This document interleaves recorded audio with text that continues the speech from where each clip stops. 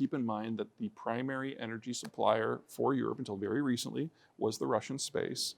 And while the Europeans have moved heaven and earth fairly successfully in order to diversify away, the problem is those new supplies are further away and are subject to, say, Middle Eastern issues. And if the Russian stuff was to disappear tomorrow, and eventually it will go away, there will not be enough in the world for everyone.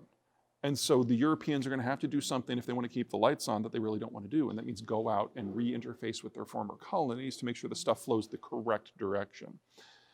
The Europeans are not ready for that. I would argue that with the exception of the Brits and the French, none of them have the military position to even theoretically try. And that will change the power dynamic within Europe overnight. At the same time, Europe is the second fastest aging part of the planet. So all the demographic issues that exist for China exist in a slightly less extreme form in places like Spain and Italy and Poland and Germany, first and foremost.